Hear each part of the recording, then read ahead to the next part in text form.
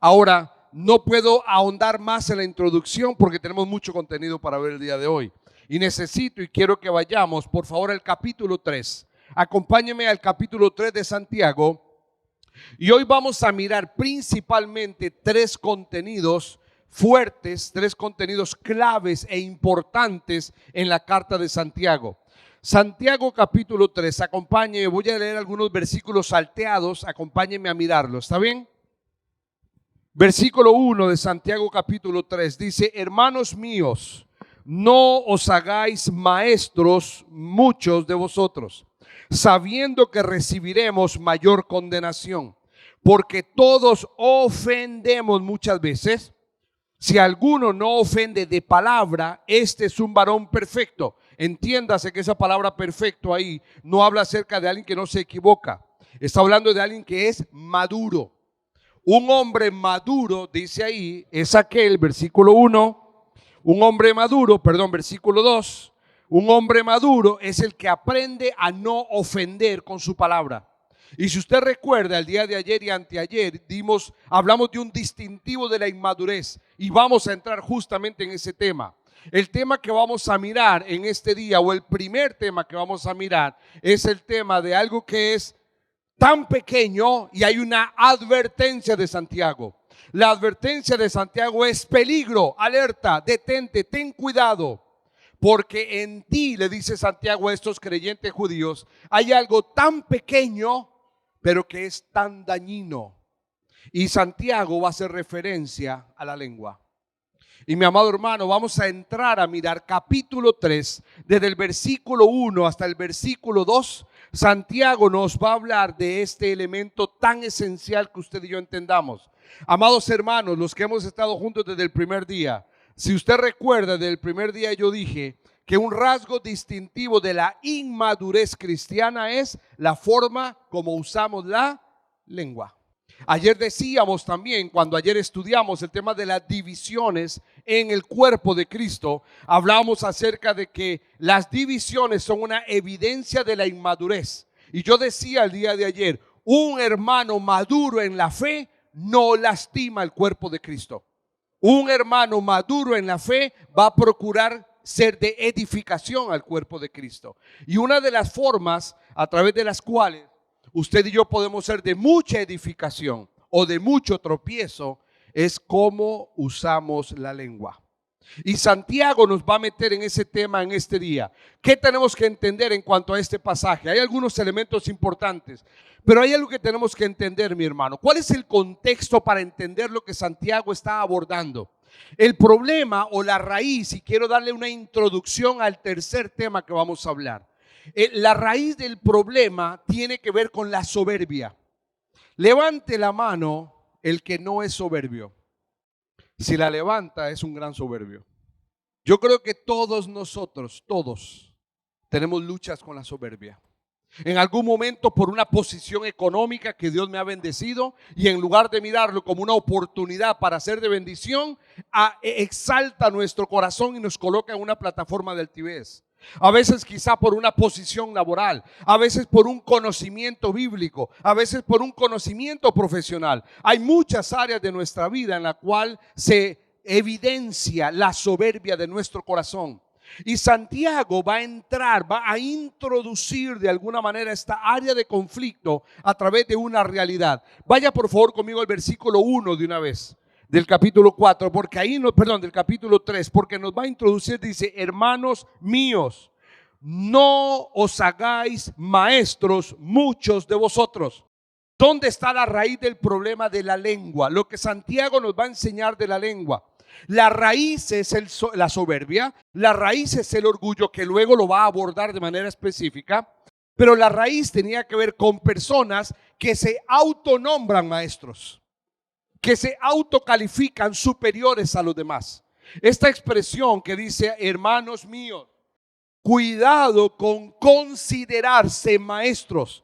Santiago le está hablando a personas donde nadie impuso las manos y le dijo: tú eres un maestro. Nadie lo ha hecho, sino que esta persona se autocalifica como maestro. ¿Cuál es el problema? ¿Dónde está la raíz de la situación? En la soberbia. en el orgullo, en creerse superior a otros, en que porque hay un poco de conocimiento miro a los demás como inferiores a mí.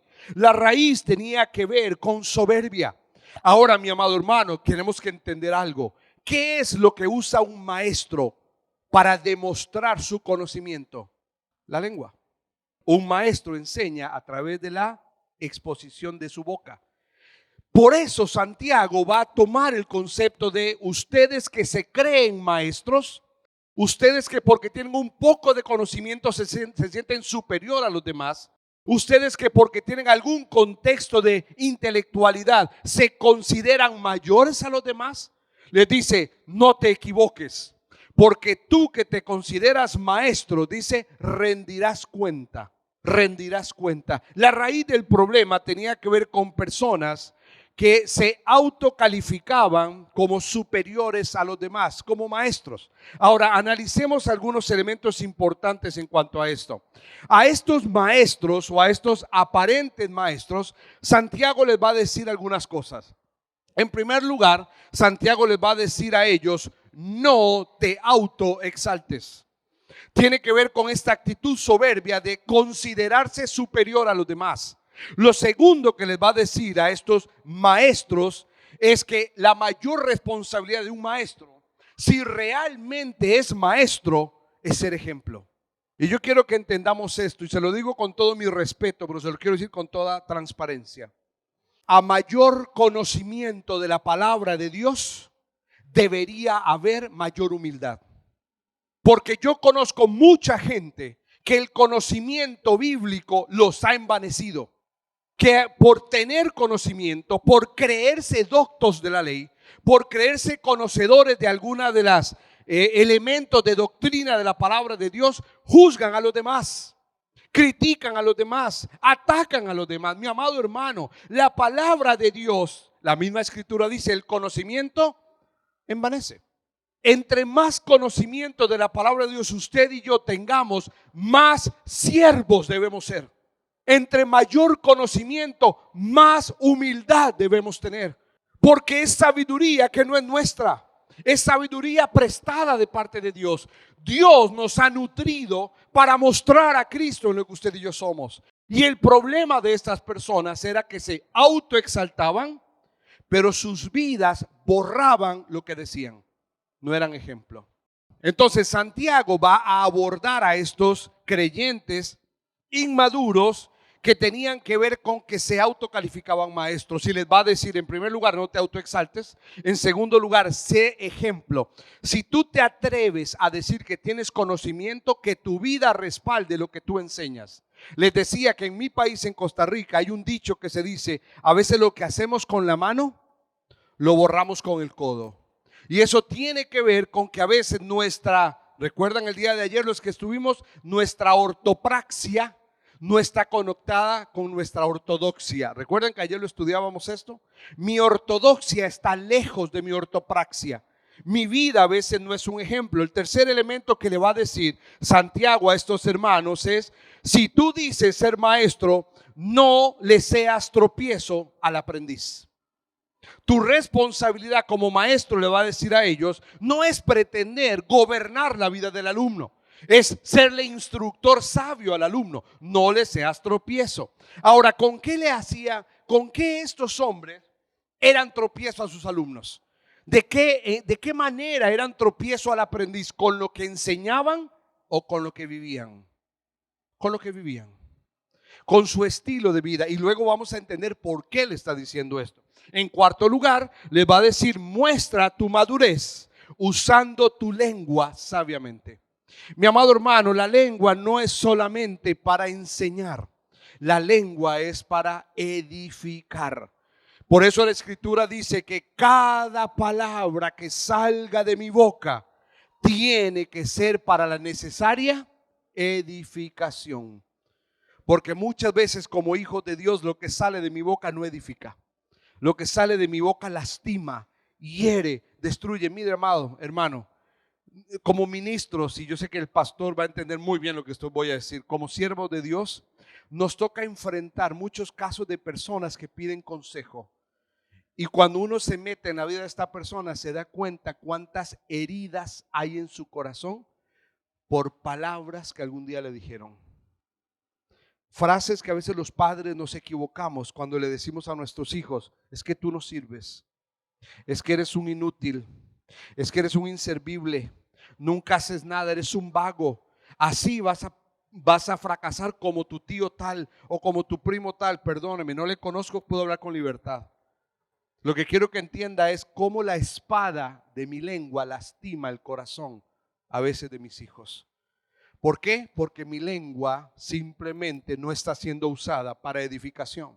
Ahora, Santiago va a usar dos ejemplos claves. Santiago va a usar el ejemplo del caballo y luego Santiago va a usar el ejemplo de las naves. Son dos elementos de ilustración que Santiago va a usar. Y esto es muy importante entenderlo por esto. Yo sé que aquí en Nicaragua hay mucho ganado. Me imagino que muchos de los que estamos aquí hemos andado a caballo alguna vez. Y usted sabe muy bien que un caballo desbocado puede matar a una persona. Un caballo furioso, la capacidad, la fuerza de un caballo que tiene fortaleza, si corre desenfrenado, no lo para nadie. A veces inclusive hay personas que han tratado de meterse a detenerlo y terminan arrollados por el caballo. O un barco, una nave, hace referencia a un barco, un navío. Un barco enorme, no sé si alguna vez ha estado cerca de un crucero, por ejemplo, y se para usted cerca del crucero y usted se siente una hormiga a la par de semejante estructura.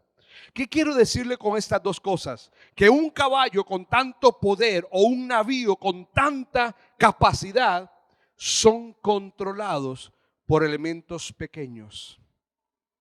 Un navío es controlado por un timón y un caballo por un cabestro o un freno que el que va arriba de él le toma y logra direccionar o frenar al caballo según lo que aquel que está arriba quiere. ¿Sabe que esta expresión hace referencia a dos cosas claves? Hace referencia al poder de la lengua.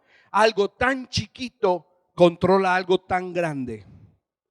Mi hermano, y yo quiero usar una ilustración que puede ser tonta para usted o para mí, pero es importante. Usted tiene una estructura ósea, un cuerpo que Dios le ha dado, que usted tiene fuerza, capacidad, inteligencia, discernimiento. Usted puede darse cuenta cuando algo es correcto o algo es incorrecto, pero solo hace falta que le toquen el botón tic y esta lengua no la puede frenar. Y salta. ¡Puf! Y lo que va a salir de esa lengua es lo que Santiago nos va a enseñar. Quiero que miremos qué es lo que Santiago dice que brota de la lengua. En primer lugar, versículo 5 al versículo 6, Santiago va a decir que la lengua es poderosa para destruir. Mi amado hermano, necesitamos colocar el entendimiento claro de la capacidad que tiene la lengua. Mi amado hermano, vidas de personas han sido destruidas por la lengua. Matrimonios han sido destruidos por la lengua. Hijos han sido destruidos por la lengua. Ministerios, iglesias han sido destruidas por la lengua. A veces no entendemos que la lengua, y va a usar Santiago algunos elementos ilustrativos, como por ejemplo un fuego, un pequeño fuego, cómo es capaz de quemar hectáreas de terreno. Me imagino que en Nicaragua pasa y luego andan ahí los bomberos viendo a ver cómo frenar el fuego, más con estos calores. Un pequeño fuego que se descontrola destruye hectáreas de terreno. Y Santiago va a usar la figura de la lengua como un mundo de maldad. ¿Qué está diciendo Santiago con eso? Santiago lo que está diciendo es que a veces no dimensionamos la capacidad destructiva de la lengua. Por eso, mi amado hermano, le exhorto en el nombre del Señor: piense antes de hablar. Piense antes de hablar, porque cuando la palabra salió ya no la puede detener. Una vez que la palabra salió, salió. Y usted después puede decir: ay, perdón, es que fue sin querer. ¿Cómo que sin querer? Parecemos el Chavo ya, ¿no? Sin querer queriendo. Ay, disculpe, es que no era mi intención. Mire, hermano, usted y yo podemos colocar la excusa que queramos, pero ¿sabe cuál es la realidad? Que la palabra ya salió. Esa es la realidad. La realidad es que esa palabra ya lastimó. Esa palabra ya dañó, esa palabra ya predispuso el corazón de alguien. Por eso la sabiduría, el concepto del caballo tiene que ver con frenar la lengua.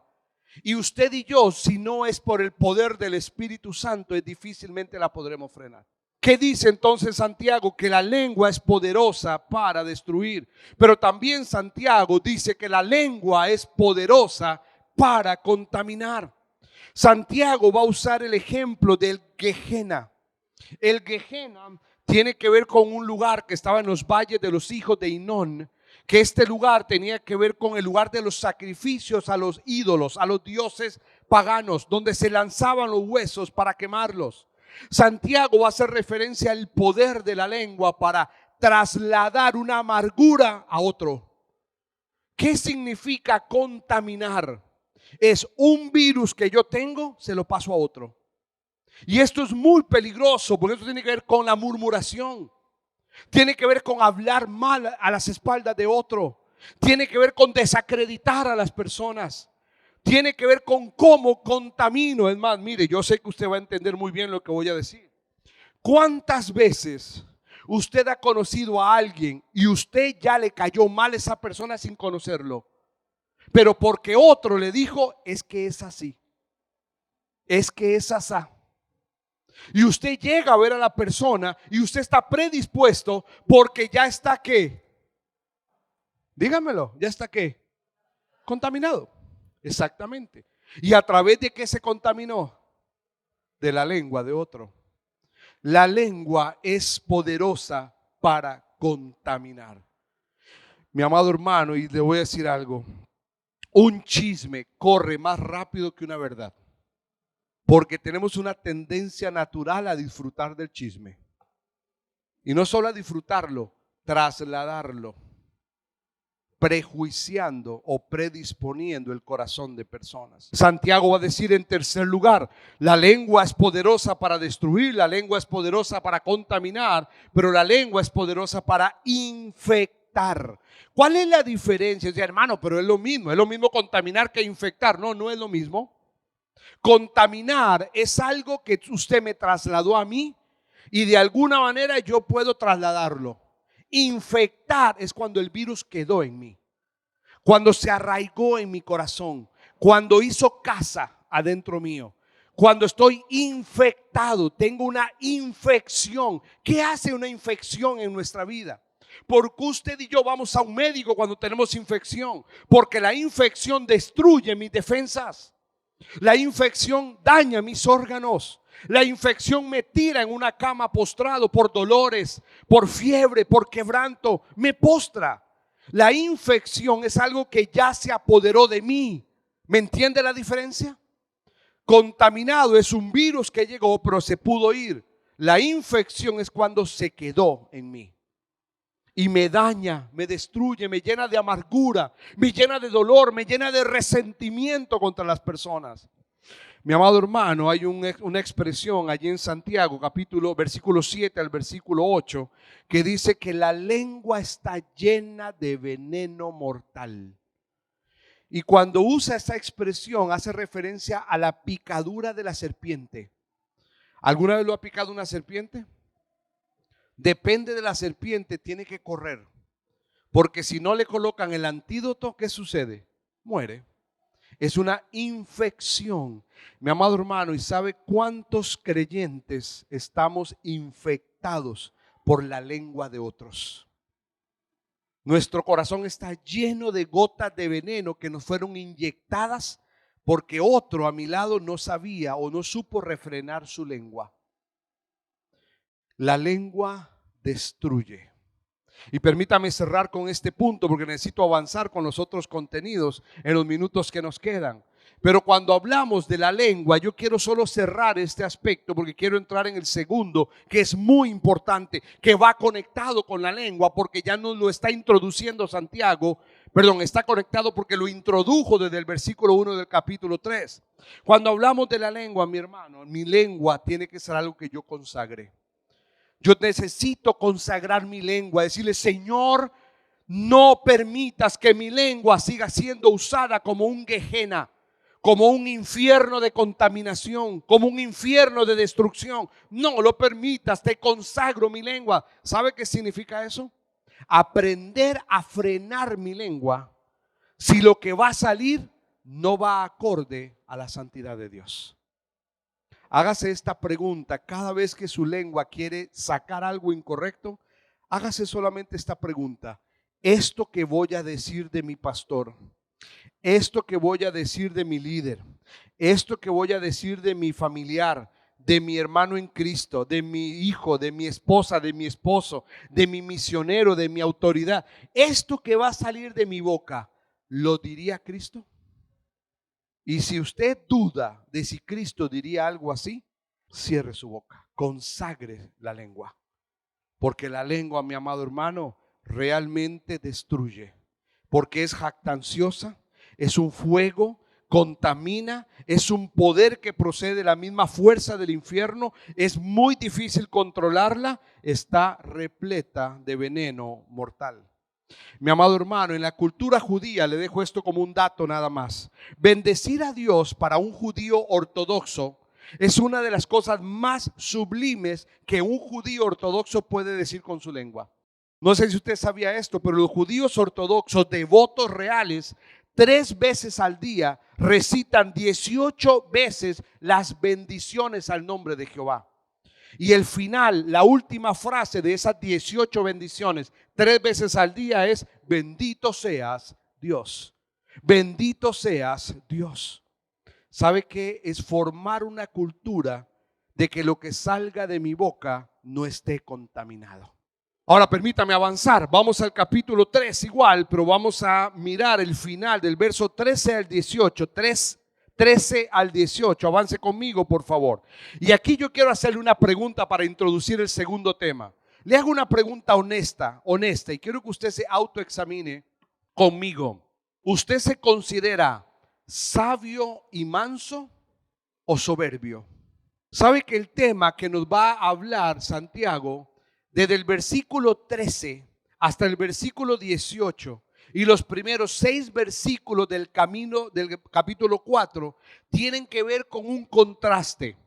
Santiago va a presentar un contraste entre 2 estilos de vida. El estilo de vida de una persona que realmente busca la sabiduría de Dios y es manso. Recuérdanos que estuvimos desde el primer día. Ayer vimos un capítulo que tenía que ver con mi actitud hacia la ¿qué? Hacia la palabra de Dios. Gracias, pastor. Ayer estudiamos, ¿recuerdan? ¿Cuál es mi actitud? Y uno de los puntos que analizamos y desarrollamos tenía que ver con ir con mansedumbre ante la palabra de Dios. Tiene que ver con ir con sensibilidad, abierto, sensible, no altivo, no prepotente, no queriendo yo decirle a Dios lo que Él no sabe, sino ir con humildad, con sencillez.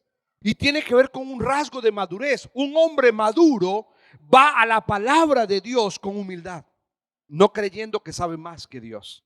Y acá él va a contrastar esta actitud de mansedumbre, que esta actitud de mansedumbre distingue la sabiduría, o la actitud del soberbio, que el capítulo 4 nos enseña que terminará siendo humillado. Mi amado hermano, la soberbia siempre termina humillándonos. Mire, yo tuve una plática bastante delicada hace unos 3 semanas más o menos con una persona allá en México, en mi oficina. Tuve una plática con una persona X por una situación que pasó. No es un misionero, era una persona ajena, pero se dio una situación muy delicada y yo tuve que citar a esta persona, sentarme con esta persona en mi oficina y hablar. Y tenía 2 personas de mi liderazgo, 2 testigos ahí conmigo, y atendiendo este conflicto, después de hablar varias cosas, yo simplemente terminé diciéndole esta frase a esta persona. Le dije: quiero que entiendas algo. La soberbia siempre te cerrará las puertas. La humildad te las abre. La soberbia, mi amado hermano, cierra las puertas. A nadie le es cómodo tener un soberbio al lado, que se cree mejor que todos, que nunca se equivoca, que los demás no saben lo que él sabe, y lo que él sabe lo usa como un escudo de demostrar valor e importancia. Pero la humildad, hermano, servir al lado de gente humilde es un tesoro. Humilde yo no me refiero a posición económica. Me refiero a la actitud humilde del corazón, de entender quién es en Cristo y darle siempre la gloria a Dios en todo y que sea Él exaltado. Y yo quiero que analicemos esta parte. Vaya conmigo al verso 13, por favor, del capítulo 3. ¿Quién es sabio y entendido entre vosotros? Entonces dice, si tú te consideras sabio, mire lo que dice el versículo, muestre por la buena conducta sus obras, ¿en qué dice? Sabia mansedumbre. Y luego en el versículo 14 dice, pero si en vosotros hay celos amargos, contención en el espíritu, no os jactéis, no pretendas mentirle a la verdad, porque esta sabiduría no es la que procede de lo alto, sino que es terrenal, animal y diabólica. Verso 17, porque la sabiduría que es de lo alto, o sea, la de Dios, tiene rasgos, es pura, pacífica, amable, benigna, llena de misericordia, de buenos frutos, sin incertidumbre, ni, ¿qué dice? Hipocresía. Mi amado hermano, Santiago es muy directo hacia estos hermanos creyentes. Santiago le va a hablar a ellos y Santiago va a hacer una referencia, le va a seguir hablando a estos maestros, a estos que se creían superiores, a estos que en lugar de usar el conocimiento como un canal de humildad, lo usaban como una plataforma de altivez. Y Santiago les va a hablar a ellos y les va a exhortar y les va a decir esta frase que es muy importante. El conocimiento no sirve de nada si no se convierte en sabiduría práctica. Mi amado hermano, estamos en una época donde hay muchas oportunidades para estudiar teología, cosa que hace algunos años no la teníamos. Hace algunos pocos años atrás, pensar en estudiar una licenciatura, una maestría en línea era muy difícil. Si no era porque íbamos a un lugar, era muy difícil poder hacerlo porque habían pocas opciones. Hoy, aparte de los lugares físicos, tenemos un montón de opciones en línea. Me alegra que hayan tantas opciones, soy un beneficiado de ellas, pero me entristece ver que hay personas que se meten a estudiar teología sin entender que teología habla de conocer a Dios. Y la teología tiene que ser más práctica que intelectual. Todo aquello que yo conozca de mi Dios debe moldear quien yo soy, para que mi vida refleje a quien conozco, que es a mi Señor. ¿Qué le dijo, por ejemplo, en Proverbios capítulo 4, versículo 7? Dice, sabiduría ante todo, adquiere sabiduría, y sobre todas tus posesiones adquiere inteligencia. ¿Cuál es la exhortación de Santiago aquí? ¿Es importante ser un maestro? Sí.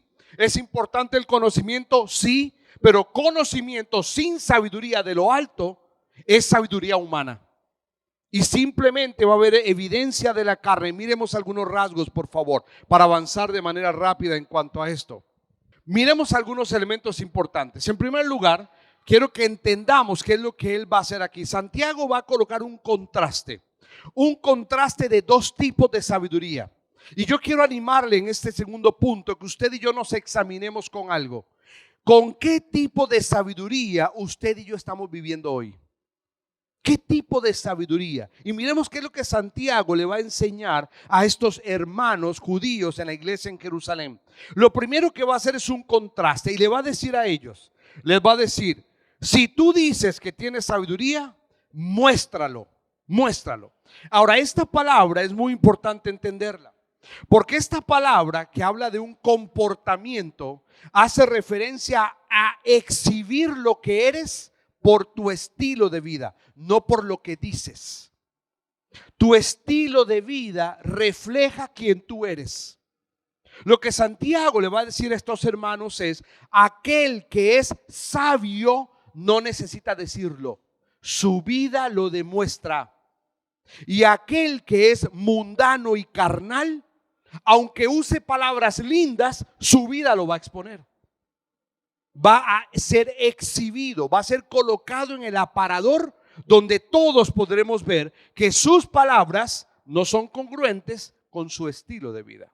Esta expresión, buen comportamiento, hay una palabra griega que es anástrofes. Y esta palabra hace referencia a mis conversaciones o mi estilo de vivir. Ahora, ¿recuerda lo que yo le dije el primer día, a los que estuvimos juntos el primer día? Yo le dije, ¿quiere conocer a alguien? Escuche lo que sale de su boca. Preste atención a qué es lo que la lengua exhibe de esa persona. Y ahí conoceremos quién somos. ¿Sabe por qué? Porque la Escritura va a hablar acerca de conversaciones. Las conversaciones, el tipo de conversación va revelando los tesoros del corazón. Aquello que abunda en tu corazón, dice, porque de la abundancia del corazón, tu boca te exhibe, te deja en evidencia. Muy fácilmente, mi amado hermano, podemos percibir el entendimiento en muchos. Quiero que lea esa frase, por favor. Muy fácilmente podemos percibir entendimiento en otros. O sea, usted puede sentarse con alguien y puede decir, wow, esta persona tiene conocimiento, sabe, pero la sabiduría es más difícil de identificar. Santiago está diciendo acá que hay que mirar el comportamiento, el estilo de vida de la persona para ver si realmente es sabia. No es solo lo que dice, es la forma como vive. Ahora entremos un poquito más, avancemos. Un elemento más en cuanto a este contraste de la sabiduría es que Santiago va a hacer referencia a que un distintivo claro de una persona que quiere vivir bajo la sabiduría de Dios es una persona con mansedumbre. Y ayer explicábamos un poco esta palabra, recuerdan, prauteti. Yo les decía el día de ayer que manso no es lo mismo que menso. Porque a veces malentendemos el concepto. Creemos que un manso es esa persona que anda ahí, la gente lo pisotea, la gente lo lastima y es como que no pasa nada. Eso no es mansedumbre. Mansedumbre tiene que ver con una persona que es dócil. En este contexto tiene que ver con que el conocimiento que tiene es dócil a ese conocimiento. Ese conocimiento no solo está en una caja intelectual. Ese conocimiento baja al corazón y moldea a quien yo soy. Transforma mi realidad, transforma mi identidad, transforma, me hace dócil delante de Dios y delante de su palabra. Mateo 11:29 dice, llevad mi yugo sobre vosotros y aprended de mí, que soy manso y humilde de corazón, y hallaréis descanso para vuestras almas. ¿Cuál es el modelo de una verdadera sabiduría? Es Cristo. Ahora, mi amado hermano, con todo respeto, quiero colocarle un cuadro acá y quiero darle 5 segundos para que usted lo lea. En estos 5 segundos para que usted lo lea, yo quiero invitarle que usted con honestidad delante de Dios identifique qué tipo de sabiduría quizá está gobernando su vida. La sabiduría humana tiene estos rasgos. Una persona que no está viviendo según la sabiduría de Dios es una persona que vive con celos amargos. Esta palabra celos hace referencia a algo que arde adentro, algo que se lo come por dentro y envidia todo lo demás. Envidia como Dios bendice a otra persona. Envidia, tiene algo que se lo come. Una persona que no tiene sabiduría de Dios es una persona conflictiva, contencioso en su corazón, es problemática porque siempre se promueve a sí mismo por encima de los demás. Es una persona jactanciosa. Es una persona que la vanagloria lo gobierna. Es una persona que vive mintiendo. Prefiere ocultar la verdad para quedar bien parado, aunque eso lo lleve a mentir, vivir con un estilo de vida mentirosa. Y ese tipo de sabiduría, Santiago la califica terrenal, animal y diabólica. ¿Cuál es el resultado? Va a describir Santiago ahí que ese tipo de sabiduría lo que trae es perturbación. Ahora, mire la sabiduría de Dios. La sabiduría que procede de Dios, cuando nosotros aprendemos a vivir en la sabiduría de Dios, estos rasgos son los que nos distinguen. Una persona pura, limpia. Es una persona que puede abrir sus manos sin temor, porque no tiene nada que ocultar, no tiene mancha, no tiene nada que esconder, nada. Es una persona pacífica, no es conflictiva, no destruye, no lastima, sino que procura la unidad, procura la paz. Es una persona amable, no impone, no trata a los demás como que si fueran inservibles, sino que es una persona amable, aprende a tratar con amabilidad a los demás, es benigna, o sea, busca el beneficio. Es benigna, es una persona que tiene una actitud de reconciliación más que de división. Es una persona llena de misericordia. Su vida es evidente, le tiene paciencia y amor a los que se equivocan, tiene misericordia. Es una persona llena de buenos frutos, es una persona sin hipocresía y es una persona cuyo resultado es claro, no hay incertidumbre. Es una persona confiable. Ahora quiero terminar este punto para entrar al tercero, que tiene que ver con una palabrita que yo aprendí en Argentina. Ayer cuando contábamos nuestro testimonio, nosotros vivimos 5 años en Argentina estudiando, y los argentinos usan una palabra que a mí personalmente me cautivó y siempre la tengo presente en mi cabeza. Es la palabra careta. Esta palabra, cuando yo vivía allá, fue una palabra que realmente captó mi atención. ¿Sabe que esta palabra careta hace referencia a las personas que actuaban en los escenarios, en los teatros? Y esta palabra hace referencia a personas que viven una vida que no es la suya o pretenden dar una imagen que no es la verdadera. Por ejemplo, yo lo grafico de esta manera. Hay personas que tienen careta. La palabra careta hace referencia a una máscara. Hay personas que tienen la careta del domingo y vienen a la iglesia y antes de salir de la casa abren el closet, toman la careta del domingo y se la ponen. Y llegan a la iglesia y son los hermanos más fervientes por Cristo. Y hermano, ¿cómo está? En victoria, hermano. Gloria a Dios, gloria al Padre, gloria al Hijo, gloria al Espíritu Santo. Y tiene un lenguaje evangélico que lo aprendió en la historia de su vida evangélica. Pero luego el lunes, quizá esa careta de creyente fiel la cuelga y se pone otro tipo de careta. En su colegio, en su universidad, en su casa, en su trabajo. Porque a veces el fervor por Cristo del domingo quizá no existe el día lunes.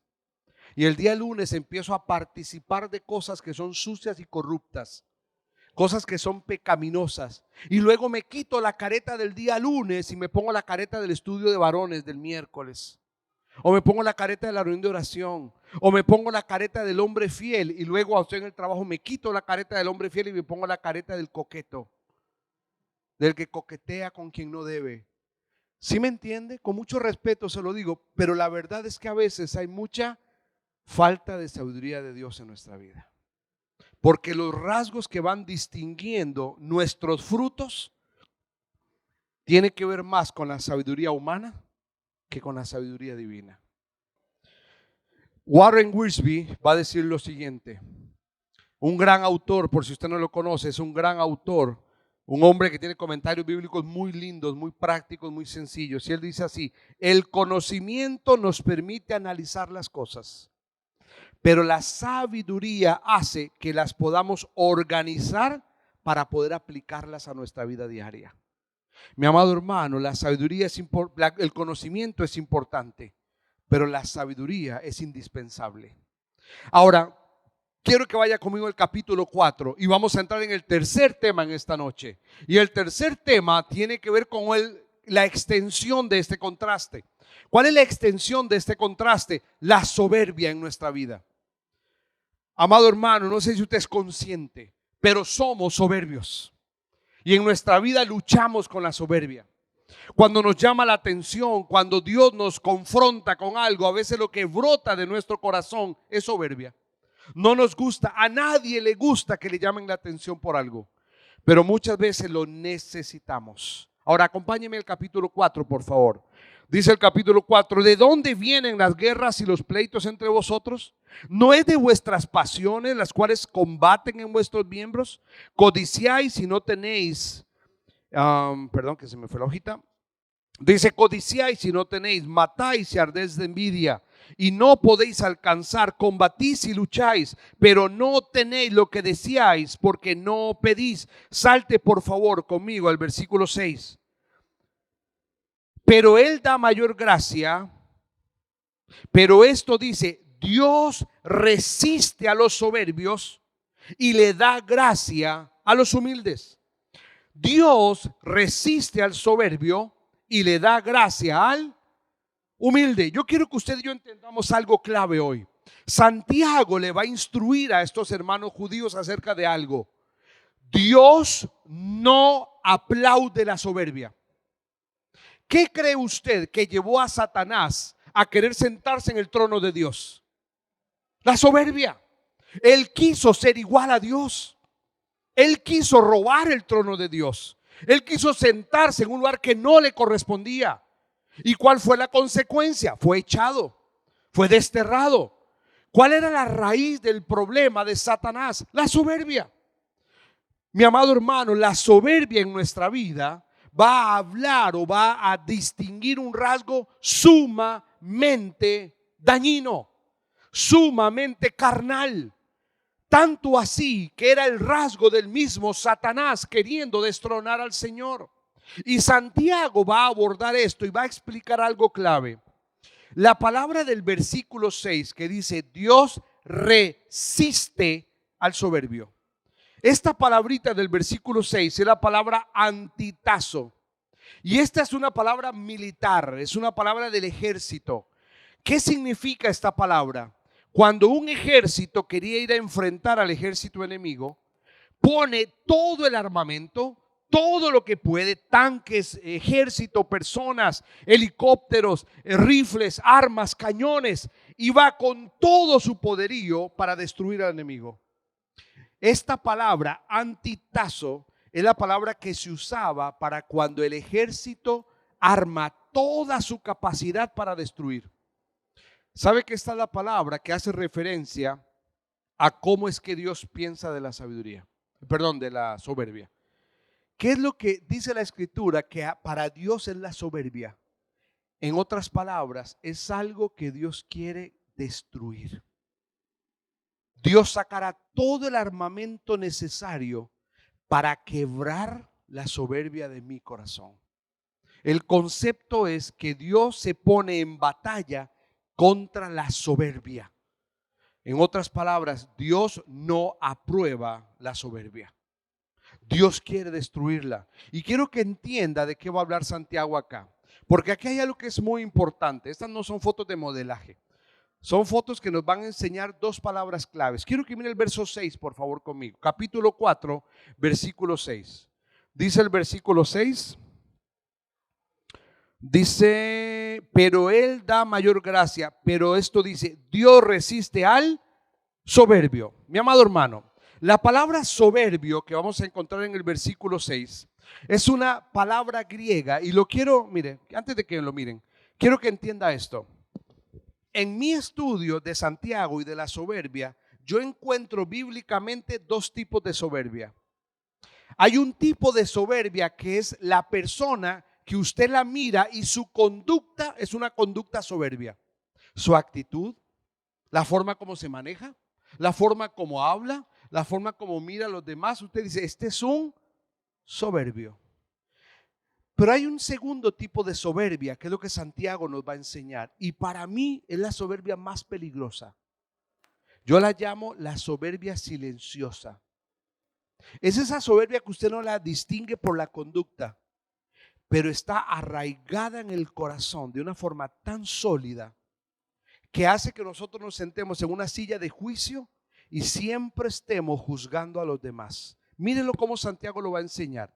En el versículo 6, Santiago va a usar la palabra griega uperefanos. Y la palabra griega uperefanos hace referencia a aquel que mira por encima del hombro al otro. Es esta persona que tiene esta conducta soberbia. Y usted y yo decimos, ¿qué soberbio es? Porque su conducta es esta conducta altiva que levanta su rostro y se cree alguien muy valioso. Y esa es fácil de alguna manera aparentemente identificarla. Pero mire la segunda que va a usar. La encontramos en el versículo 16. Mira el versículo 16 del capítulo 4. Versículo 16 del capítulo 4 va a decir así: pero ahora os jactáis en vuestras soberbias. Y dice, y tal soberbia, dice, es mala. La segunda palabra soberbia la vamos a encontrar en el verso 16. Y esta palabra ya no es uperefanos. Esta palabra es alesoneia. Y esta palabra habla acerca del fanfarrón. Es más, es esa palabra, esa persona que necesita siempre decir algo para sentirse importante. Necesita demostrarlo. Siempre abre su boca para decir, yo fui esto, yo fui lo otro, yo hago esto, yo logré esto. Es ese yo. Nunca es nosotros. Nunca es lo hicimos. Es yo lo hice, yo lo propuse, yo lo logro, yo lo hago, yo le invito, yo. Y esa palabra distingue un rasgo de nuestro corazón que se le llama el fanfarroneo. Eso es soberbia. Y Santiago va a decir que es una persona que siempre hace alarde de algo. Esa persona que necesita hacer alarde para sentirse importante. Porque si no hace alarde, se siente que no sirve para nada. Mi amado hermano, usted y yo no necesitamos demostrarle a nadie quién somos. Del único que debemos estar preocupados que apruebe quién somos es Cristo. ¿De qué me sirve a mí la aprobación del hombre si mi Señor me reprueba? ¿De qué me sirve a mí el aplauso del hombre si mi Señor me reprende? Mejor ocupémonos que Dios conozca mi corazón. Dice la Escritura que lo que hagas con una mano, no lo vea la otra. Dicen ahí en Tercera de Roy 1:1. Que aquello que tú hagas no necesitas andarlo divulgando. Y todo lo que hagáis, hacedlo como para el Señor y no para los hombres. Y todo lo que hagáis, hacedlo como para el Señor y no para los hombres. No necesitamos el aplauso del hombre, necesitamos la honra de Dios. Que el Señor diga, buen siervo y fiel, no el aplauso del hombre. Y eso tiene que ver con una lucha en la soberbia del corazón. Mi amado hermano, quiero ir cerrando esta última sesión de conferencia. Yo sería muy irresponsable si solamente le digo en lo que nos equivocamos con la soberbia. Yo quiero decirle, puede leerlo con calma luego, por el tiempo no lo voy a leer, pero sabe que Santiago desde el versículo 7 hasta el final del capítulo 4 nos va a decir cómo podemos tener victoria sobre la soberbia. Se lo voy a decir en los 6 minutos que me quedan, se lo voy a decir de manera rápida. 7 verbos mandatorios, desde el versículo 7 del capítulo 4 en adelante hasta el final del capítulo 4. Primer verbo mandatorio, sométanse a Dios. Someteos pues a Dios. ¿Quiere tener victoria sobre la soberbia? ¿Quiere usted realmente tener victoria en dejar de estar queriendo siempre ver cómo mostrar lo que soy y no que sea Dios glorificado? Sométanse a Dios. Someta sus motivaciones, someta sus planes, someta sus anhelos, someta lo que hace para Dios. No al hombre, sométalo a Dios. Esta es una palabra upotazo. Es una palabra que habla del soldado que se coloca debajo de su capitán. Y él va a obedecer lo que su capitán dice, no lo que él quiere. El primer mandato es sométanse a Dios. El segundo verbo mandatorio tiene que ver con resiste al enemigo. Es una segunda palabra militar. Ya no solamente someterme a Dios, sino que también habla de convicciones. Habla de formar, que la palabra de Dios forme verdades absolutas en mi vida y poder colocar un cimiento sólido en mi vida que me mantenga firme y sólido para vivir según la verdad de Dios. Habla de este soldado que se atrinchera y muestra defensa y se para firme ante los ataques del enemigo. Esta palabra antitiste hace referencia a tener convicciones de verdades profundas de la palabra de Dios en mi vida que me mantengan firme cuando la soberbia quiere gobernar. Cada vez que la soberbia quiere salir, que la palabra de Dios la frene, que las verdades de la palabra de Dios la frenen, que mis convicciones de que solo Dios merece la gloria lo frene. Tercer verbo mandatorio: consagra tu andar. Consagra. Dice el versículo 8: acercaos pues a Dios. Y este verbo hace referencia a que yo necesito fortalecer mi intimidad con el Señor. Consagra tu vida, pero consagra tu andar. Que cada día haya una sed en mí de estar cerca de mi Señor. Acercaos a Él. Mi amado hermano, usted ha visto cuando un chico quiere conquistar a una chica, ¿no? ¿Qué hace un chico que quiere conquistar a una chica? ¿Qué hace un chico? Se acerca porque la quiere conocer, porque quiere interactuar, porque quiere saber cómo piensa. Se acerca. No existe forma de conocer a Dios si estoy lejos. Necesito estar cerca, cerca de su palabra, cerca del consejo sabio. Cuarto verbo mandatorio: santifica tu interior así como el exterior.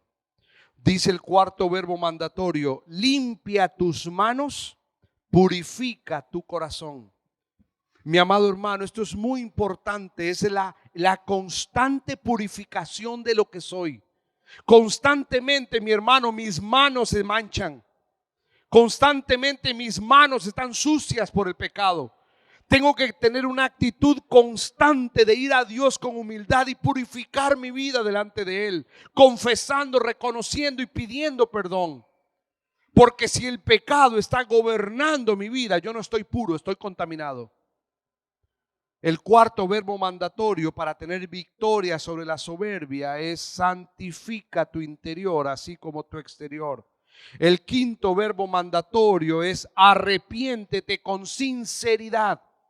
Dice: afligíos, lamentad y llorad. El versículo 9 hace referencia a una persona quebrantada. Y por cuanto está quebrantada, va delante de Dios con lamento, triste. Mi amado hermano, le pregunto: ¿cuándo fue la última vez que usted pecó y le dolió? ¿Cuándo fue la última vez que usted quebró la santidad de Dios y le dolió? Y se sintió mal por haber mentido, engañado, por haber fornicado, por haber mirado lo que no tiene que ver. ¿Cuándo fue la última vez que usted pecó contra Dios y le dolió? ¿Sabe que los creyentes a veces no nos duele pecar, Nos acostumbramos al pecado. Y por eso Santiago le dice a estos hermanos: arrepiéntete sinceramente, que haya aflicción en tu corazón, porque has quebrantado la santidad de Dios. Sexto verbo mandatorio: póstrate ante su autoridad. La palabra humillaos, que vamos a encontrar ahí en el versículo 10, es la palabra tapeinosete. Y esta palabra habla acerca de mi actitud de siervo ante el amo. La Biblia dice que yo no soy el amo. Dice que yo debo ser el siervo. ¿Recuerdan los que estuvimos el primer día la introducción de Santiago cuando él se presenta como el siervo del Curios? ¿Recuerdan? Cuando Santiago reconoce la divinidad de Cristo y cuando se mira a sí mismo dice: yo solo soy esclavo, solo soy el doulo, solo soy el siervo. Es la actitud de un corazón humilde, es la actitud de una persona que se inclina delante de su Señor y le alaba con sinceridad y se postra delante de Él para exaltar su nombre, no para exaltar el mío. Séptimo y último verbo mandatorio: guarda tu lengua de andar desprestigiando.